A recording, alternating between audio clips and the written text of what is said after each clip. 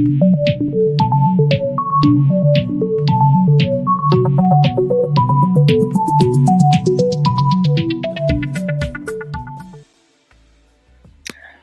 you beautiful people, CannaSphere fan from all across Africa and South Africa. We are coming to you live from South Africa, Johannesburg, from our campus in Rivonia. We have a new, invigorated, exciting show with some very clever people to bring you lots of news of the things that are happening around the African cannabis industry. Some good things, some not so good things, but that's the bumpy journey that we often find ourselves on in this exciting industry. So we've got some things coming up today. We've got Brett, who will give us the usual news. Noxy will be updating us on cannabis lifestyle. Jeff Verlinden will be talking about the global cannabis industry. Dr. Gallow will be giving us some insight into medical cannabis. And Cuban Zulu will be giving us some insight into things happening in the new grow space. But I'd like to bring my compadre in to tell us what's going to happen today. Hello. Hi. Happy New Year. Happy New Year. It's far too late, bro. Far too late. Okay, cool. Let's just get down and dirty. So essentially today we're going to be talking about the African cannabis exports that have gone tenfold since 2021 of the previous year. So it's gone up from 1 to 10. Yeah, 1 to 10. But if it was 10, it would be 100. It was multiply. But it's a good sign. Yeah, times 10. And on that note, Highland ships 2 tons of high THC flower from Lesotho to North Macedonia. 2 tons is a lot of weed. 2 tons is a heavy. Lot of weed. That's like cars, like a lot of cars there. And then Labat Africa lists on the Frankfurt Stock Exchange and buys a Florida CBD company. Interesting. It's good to see South Africans making moves into the international markets. High Court ruling gives fresh standards exclusive hemp rights in Botswana. Very keen to hear about that. Very interesting. And then the last but not least, the global report, African medical cannabis, all export, not about patients. We'll discuss it a bit later. But without further ado, let's cross to Limpopo province for Brett with the latest news. Over to you, Brett.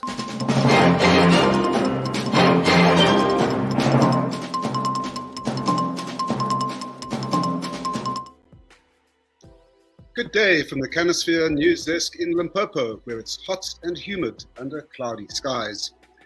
Africa probably exported 15 tons of legal cannabis in 2021, a tenfold increase over the previous year.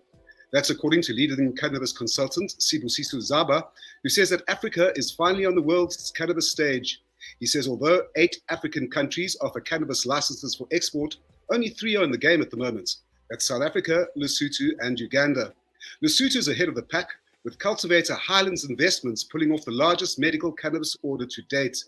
It delivered 2 tons of high THC flower to North Macedonia, that was on Christmas Day, and another 6 tons of CBD flower is being prepared for export as we speak. And the buyer was controversial multinational Instadose, which claims to have exclusive rights to cannabis in Cameroon and the DRC, and whose colourful chairman, Grant F. Sanders, is under scrutiny by the Canadian Securities Exchange. But it's all about board, says Highlands CEO Mark Corbett. The deal was brokered by a South African cannabis license holder, Sweetwater Aquaponics, based in the Eastern Cape. Mark. No, we certainly went in with our eyes open. We did a lot of due diligence, and from a legal perspective, we made sure that we had supply agreements in place. The deal was actually brokered through a South African business, so it was a 3-way agreement, and our agreement was actually with the South African business, and hence why some of the news that you saw reported showed the export coming out of South Africa. So, you know, at the end of the day, from our perspective, we're a licensed producer, and we can only ship to license holders in their respective markets. So we had to make sure that the North Macedonia outfit had all the respective licenses, which we did do. And obviously the legal teams poured over the legal agreements. Payment was made up front, which is standard practice for our business. So, from that perspective, our experience was that they were very professional in terms of our interactions with them.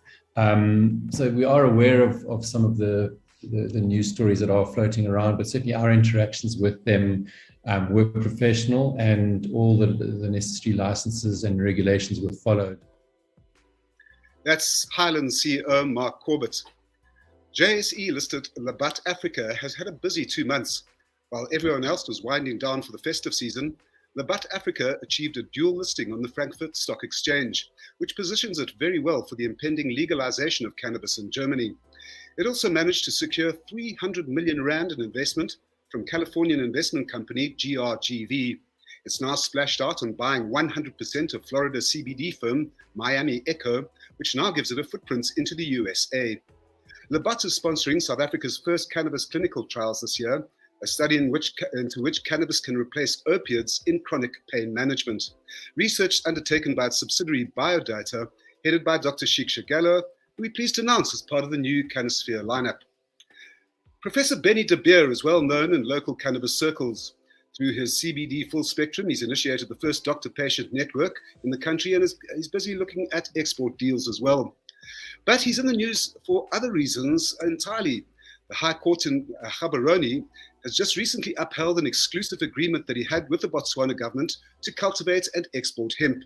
It found that his company, Fresh Standard, had been unfairly targeted in a political feud.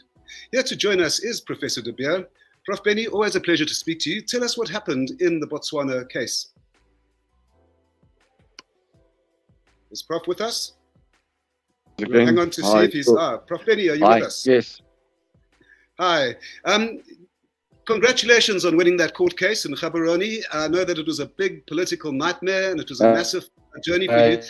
In a nutshell, what's it all about? Can you hear me? Yes. Yes, carry on, Prof. Yeah. I think that the line's gone a bit bad there. Prof, why don't you try and rejoin us and let's just take that insert in a moment. And while we're waiting for a better line, it's sad but true. There's an international consultancy firm, Prohibition Partners, which has just released its Global Medical Cannabis Edition. And it looks at the state of play around the world in terms of the fast developing cannabis industry. Africa rates barely a mention, and the mention is damning. It says the trend in Africa is that countries are legalizing cannabis cultivation for export in order to earn foreign exchange. They are not embracing the health benefits of the plant into their domestic health policies. Only 3 countries are players in the export medical space in Africa: South Africa, Lesotho, and Uganda. And surely the starting point should be, how can cannabis help us, the most of us Africans, as possible, rather than be an enabler of international elites? I don't know what happened to Prof. Benny there. Maybe Trenton. Prof, are you back with us? Yes. Okay, now let's begin. Okay, welcome. Court case. Can you give us in a nutshell what I can hear you loud and clear. Give us in a nutshell what happened in the Botswana court case, which found in your favor, Fresh Standard's favor.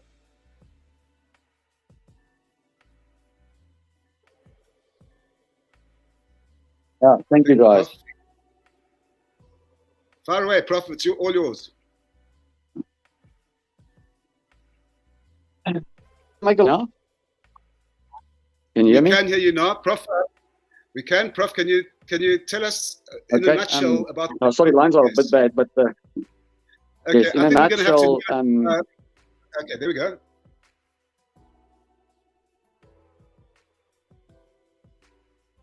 Yes, in a nutshell, we've invested in Botswana, got the license, got cancelled,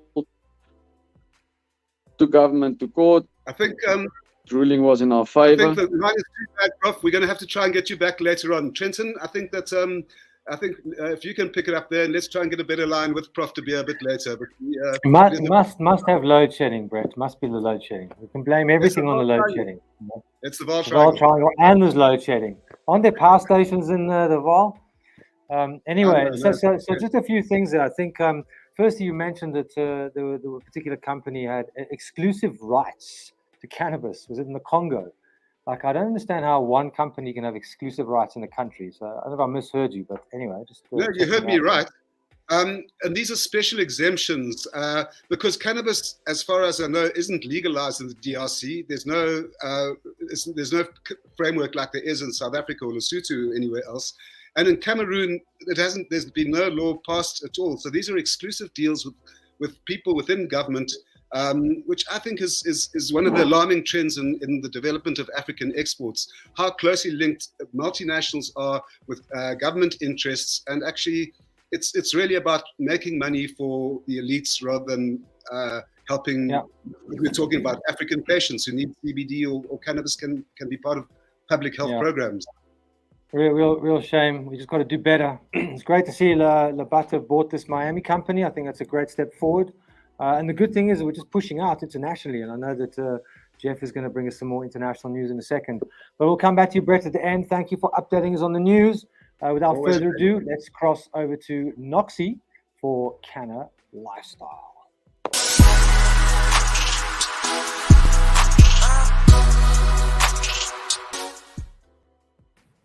I'm dancing to my own intro.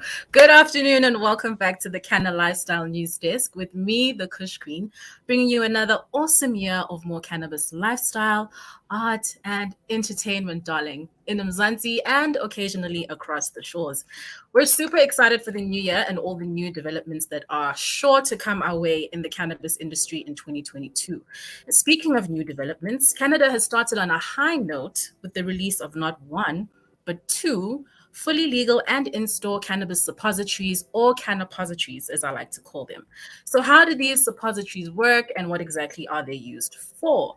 Well, we know that the absorption rate of orally consumed CBD is less than 20% for the most part, and vaporizing offers a rate of between 30% and 55%, but obviously depending on which study you believe. Suppositories are different though. When you insert one into the body, the healing compounds become absorbed by mucous membranes and internal cellular walls. In CBD suppositories, the cannabidiol rapidly spreads to organs nearby and is quickly absorbed into the bloodstream. Some of the potential benefits of using cannapositories are relief from pain associated with ovarian cysts, uterine fibroids, vaginal scarring, pelvic dysfunction, amongst others. I'm actually ashamed to say I have never tried a cannapository, but if you have, drop us a comment and share your experience with us. We absolutely love hearing from you. Happy New Year, guys. Back to you. Thanks for sharing that with us, Noxy. The part about you never using one, but that's okay. I wonder if people are using cannapositories. I'm here. I wonder if people are using cannapositories to get high. Gosh. To get high. You gotta hate load shedding, honestly. Yeah. Do you think cannapositories are being used to get high? That's my question. No? Okay. Yeah. Think so? Probably. You know? Probably. More bang for your buck? Let's leave it at that. Thanks, Noxy. We'll see you at the end of the show. Without further ado, I'd like to introduce our next new guest, doing some amazing things in the industry, has a lot of deep knowledge, and going to bring us some international scope of what's going on. Over to you, Jeff.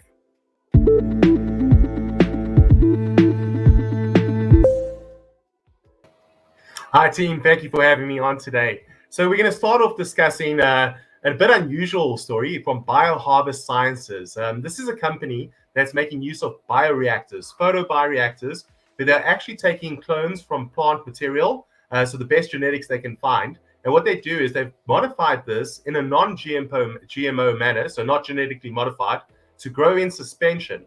And then what happens is they grow these bioreactors and they start to precipitate onto a scaffolding the actual trichomes. So instead of the trichomes being on the leaves of the plant, they start to precipitate in the actual solution, and then they harvest these trichomes to then produce what would be considered, in their view, a more medicinally controlled product without genetically modifying the organisms used for that cloning. So it's a bit of a bizarre one, but it is interesting just primarily from a new approach to actual manufacturing of trichomes and specific cannabinoids. Naturally, we'd hope there is no genetic modification of these types of activities in the future, but you can only trust the biopharm industry to make changes.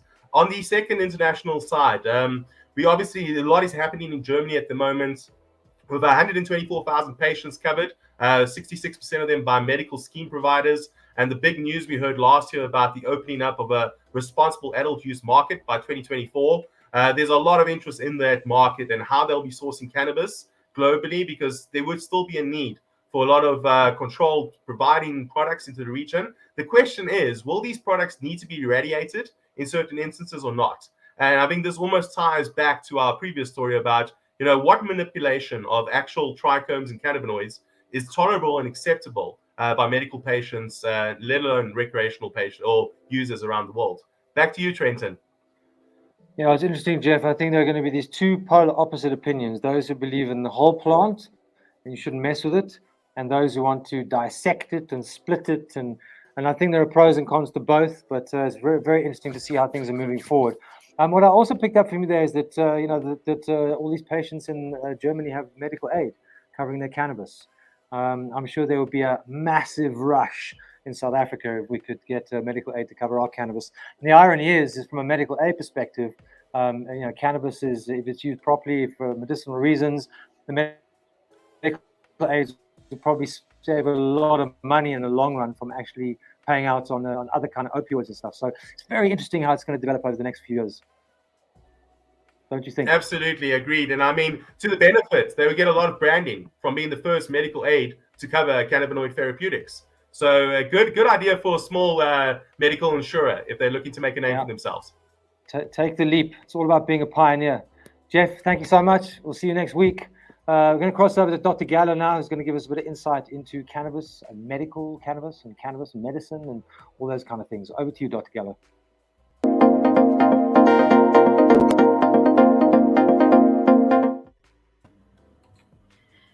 Hi, good afternoon, everybody. I'm Dr. Gallo, medical cannabis practitioner. I'm excited today to share with you, the first approved pharma ethics research, which I'm the principal investigator of. What we're doing is we're investigating the replacement of opioids with medical cannabis for pain management within the South African population. It has been a long road. It took me about 1.5 years to get the protocol written and approved, but yay, finally, we love and we're going on with it. Why did we choose this study? Firstly, we have a huge opioid crisis worldwide, especially in the US and SA, due to the addiction and overdose. So it's not a very safe medicine. Whereas if you compare it with cannabis, it's a really safe medicine. This is a large-scale study. We're looking to recruit about 1,000 patients for the study. What is chronic pain and why a study on chronic pain? So chronic pain is pain that outlasts the precipitating tissue injury. And many people have been suffering with chronic pain for diseases such as cancer, osteoarthritis, rheumatoid arthritis, inflammatory disease, neuropathy, and the list goes on. Why cannabis? Because cannabis is good for treating chronic pain. I want to just teach you a little bit about nociception and nociceptors is a new terminology. Pain isn't pain until it reaches the brain. Prior to that, what we call it in medical terms is called nociception. What cannabis is able to do is to target these nociceptors, which are specialized sensory receptors in the peripheral nervous system. The cannabinoids and this endocannabinoid system have been shown to be associated with modulation of the pain response. And we also found with cannabinoids, they work synergistically with opioids in the pain relief and helps to prevent tolerance to and withdrawal from opiates. So it's a really exciting study. We're hoping to get patients onto the cannabis, get them off the opioids. We have a great team of doctors that will wean them off. And you can get more information from www.biodataresearch.co.za. And Trenton, back to you. What do you think about that study that we are busy doing? Thanks, guys. I think it's a fantastic study because ultimately what it does is put the patient first. It's not about the sort of pharmaceutical industry making lots of money. It's actually about the patient first. I think it's an incredible time. And if you think about this, it's such an incredible time that we're in right now. We are in such a disruptive part of history where the status quo, what we've been told is the way to move forward, is being disrupted, not just across the medical and cannabis and pharmaceutical industry, but across all kinds of things. And I think it's a very exciting time to be alive at the moment. Do you think that the pharmaceutical industry are still as resistant to this as they were to cannabis, or are they slowly starting to catch on? Because I know there's a lot of talk and they are moving in, but it seems to be moving quite quickly in some territories and very slowly in others. What's your opinion on that? So they're slowly moving in. We have to work with the pharmaceutical industry. Every medicine has its place as from a medical professional. If you see, Pfizer's also been moving into the pharmaceutical industry now as well.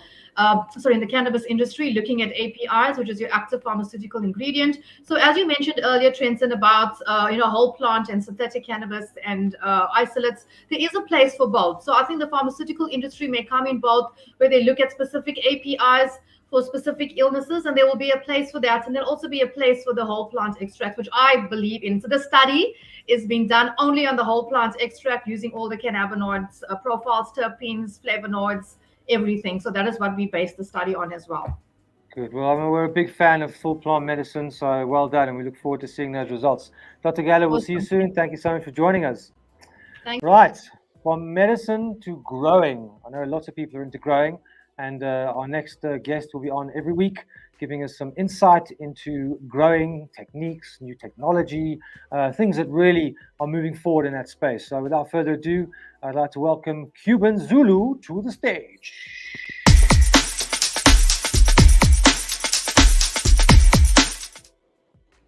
Cuban Zulu coming to us live from his car. That's what it is. Drum roll out and drum roll in. Hi everyone, hi CannaSphere, Cuban Zulu, and thank you for having me. So this week's grow tip or grow advancement, I'd like to touch on crop steering. The specific tip is crop steering to maximize your yields. So first of all, what is crop steering? Crop steering is basically a plant growth management practice whereby one manipulates the climate, manipulates different variables about your environment in order to get plants to grow a specific way. So such variables would be your humidity, temperature, light intensity, and your irrigation. To touch on crop steering for maximizing yields, what one would do, what the tip that I'm giving is to water 130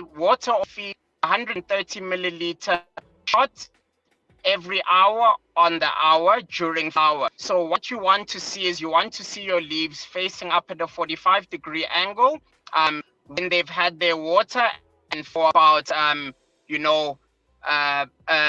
duration of the hour, about let's say 45 minutes, facing up and then facing back down at 90-degree angle before you water again. So what that does is essentially crop steering is like you steering the journey of the plant. Yeah, you're controlling it. You're putting rain on the windscreen. You're throwing a few potholes, which we have lots of. We're going to talk about that. And it's basically the journey of how you manipulate that using the elements. Yeah. Yes, at different stages of the plant's growth, you're basically steering your plants towards a certain direction by playing around with those elements.